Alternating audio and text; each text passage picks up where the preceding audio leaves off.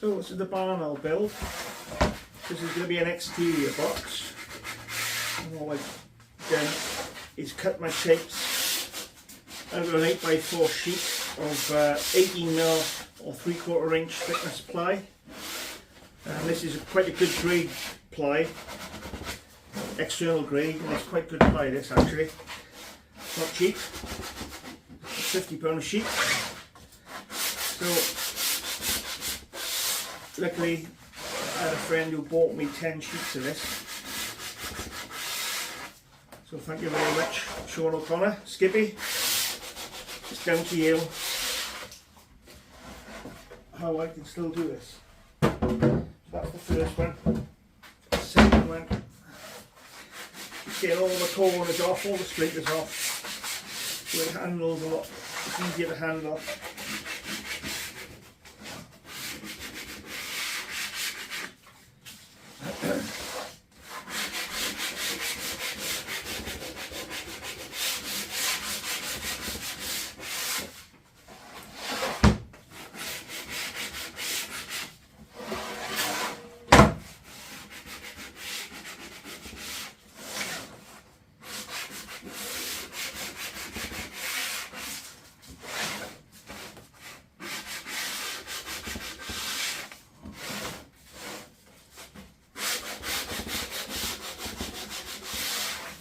Okay, so that's my back and front primed, ready for cutting. So what I'm going to do now, I'm going to cut out the entrance hole and the inspection hatch for the front. And I always do this first before I actually put it together. I find this a lot easier to do, so that's how I do it. So let's try and find halfway. 10.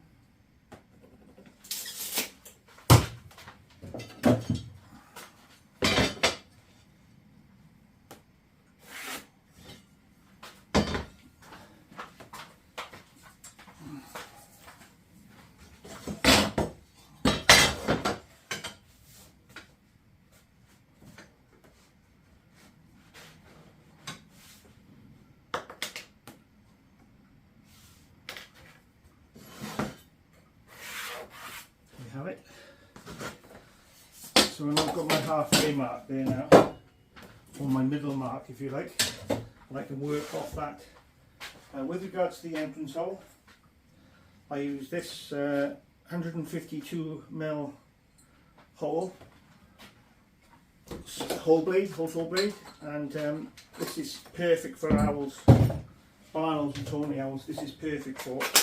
Obviously little owls, a hell of a lot smaller than this, but these bits are not cheap.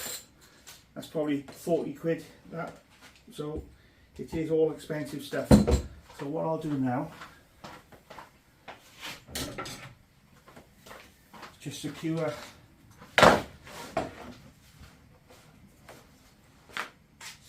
it to the bench with these clamps, and these clamps are just a godsend, absolutely brilliant.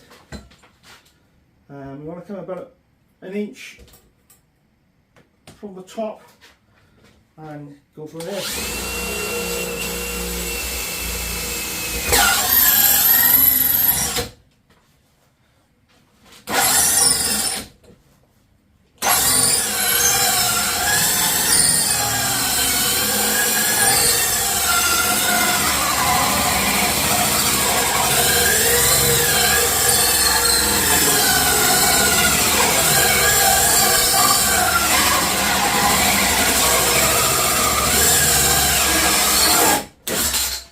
Doing this, go to halfway through and then turn it over. What that does is prevent the ply from splitting. As you can see, it's splitting there now. So by doing this, it's going to prevent it from splitting even further. And that's not going to notice in a sec anyway, because that's actually within.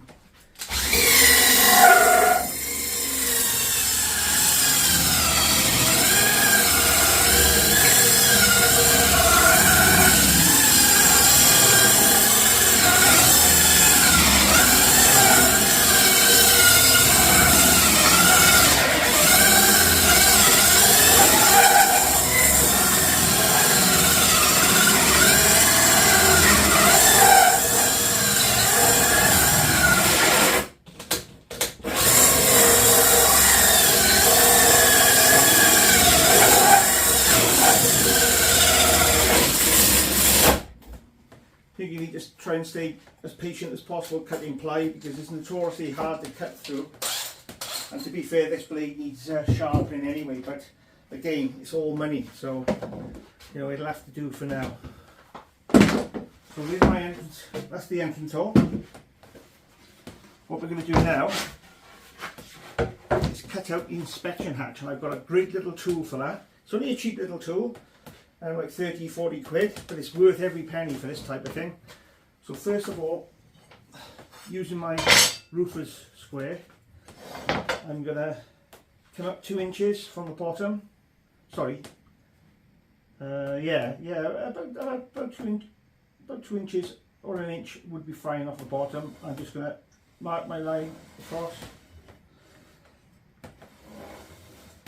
And then we want to come up 10 inches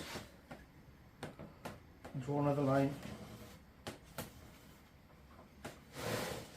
It's a bit more for this.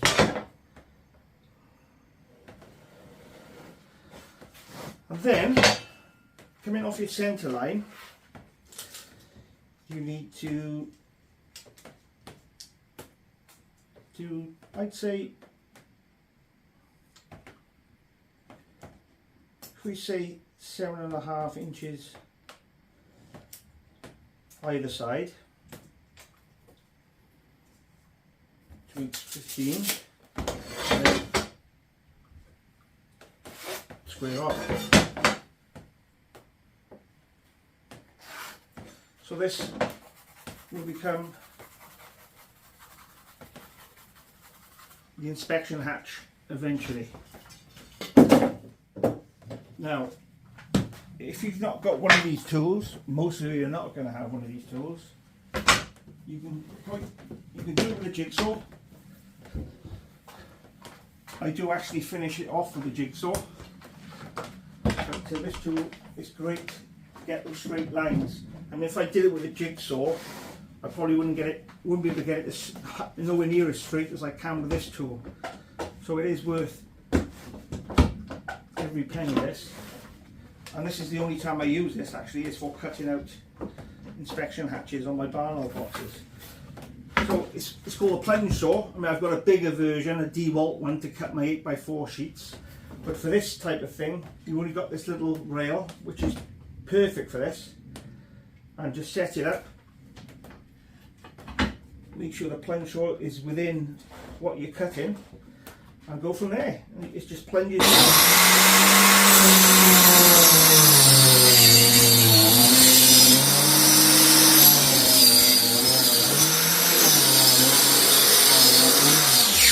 As I said, you can't go all the way with it. Have to finish off with a jigsaw, but this does the bulk of the work, and it keeps the lines straight as well. Because I want to try and use this piece. This piece that I'm cutting out is going to be my door, my inspection hatch door. So by keeping the lines nice and straight, it's going to look a lot better.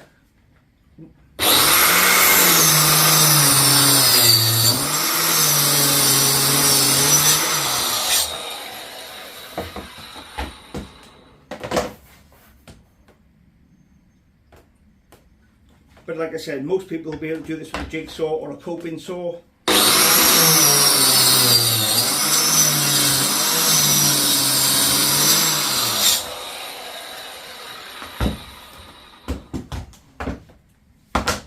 Really should be using a mask for just showing you how to do it. So it's a bit awkward wearing a mask. But I would definitely only wear a mask for it. So these are just offcuts of ply you can use. Again, spend that little bit of time making sure everything lines up, because you want these boxes looking good.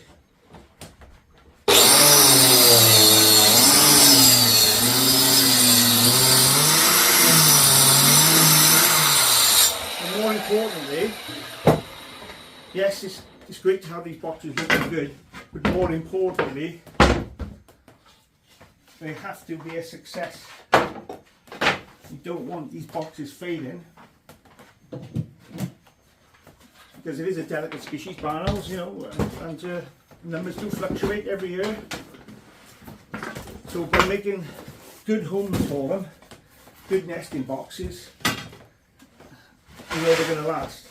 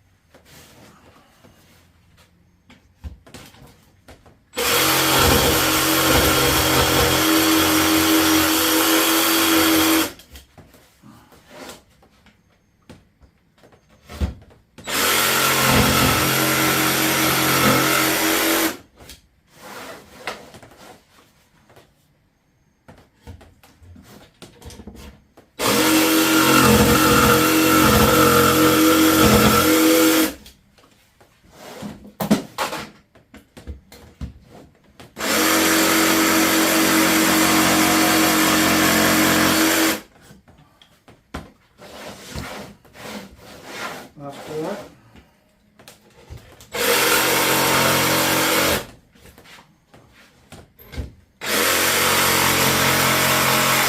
And that should be it. Yeah, perfect. So I've got a perfect oblong there now. It's central. It's nice and straight, so I can still use this piece, which is good.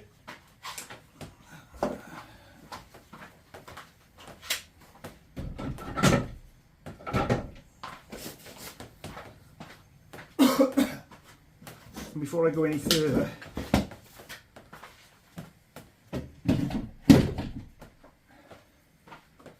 I'm going to sand off the corners.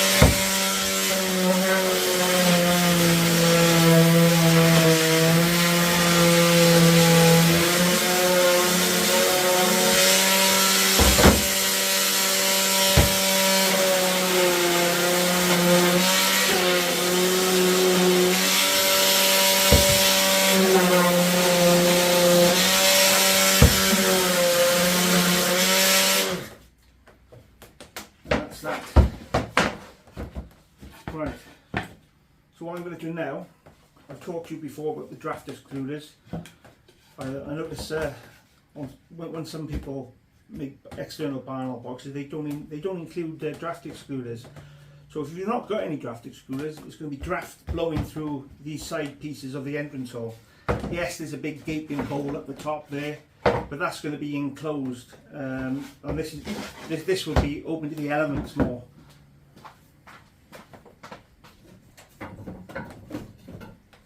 So I'm just going to cut down some thin strips of ply to fit onto this. So I'm just going to change the camera on a sec. See if I can try and fit one up there. And I'm going to whip down some thin pieces of ply. I'll find some scrap pieces. There we go. Some scrap pieces here.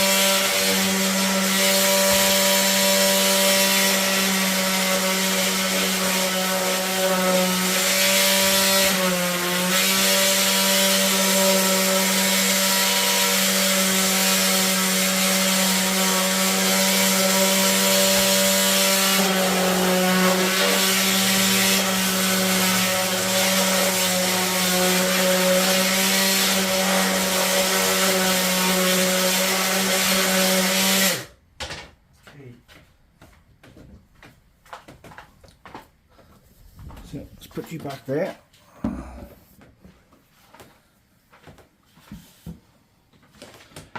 And all we're doing is we're just going to overlap this with some glue and secure it with some glue and some brad pins, and we'll go all the way around with this.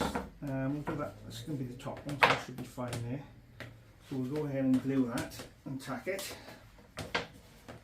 Doesn't have to be perfect, and no, you don't have to make the joints. I mean, I just butt it up like this. This is fine. So we'll just let it overlap a little bit, and then I'll put it in.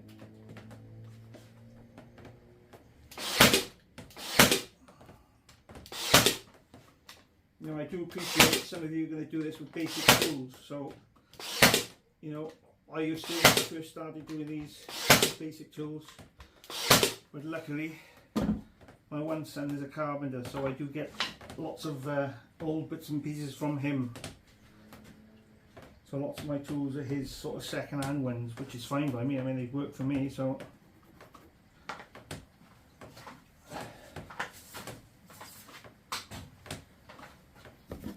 Just going to cut this on the chop saw.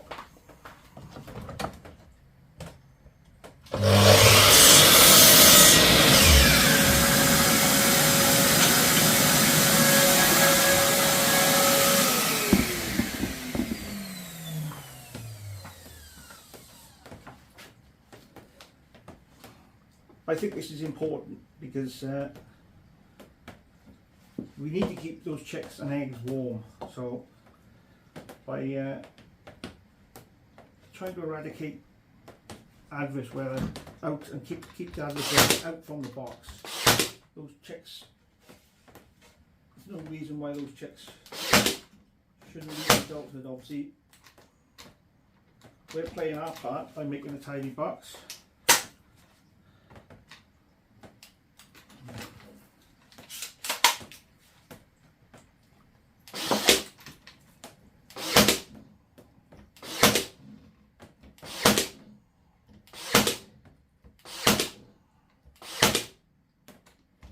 Every now and then it feels like a jam.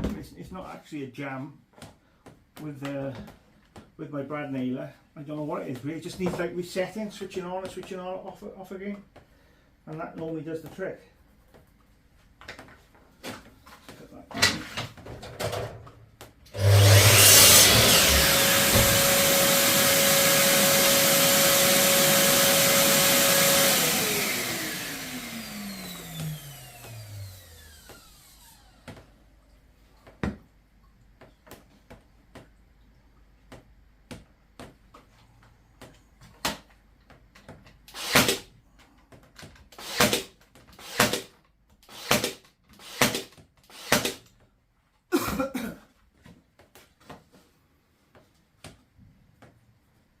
Last one.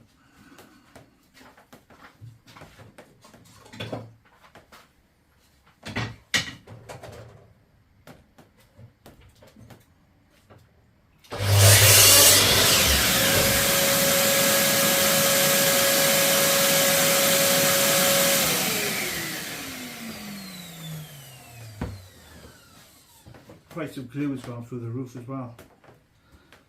Well, everything is expensive at the moment.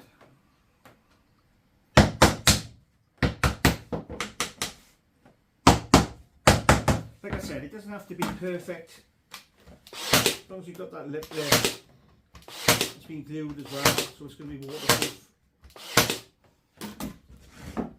And by the time the outside is painted, this is going to be totally waterproof. There you go. And then obviously that will open up like that. Okay, so I've done that. Put that to one side.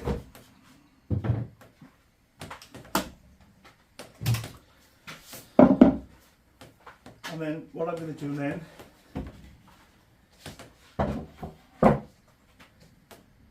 is the floor. I'm going to drill 10mm hole right in the middle.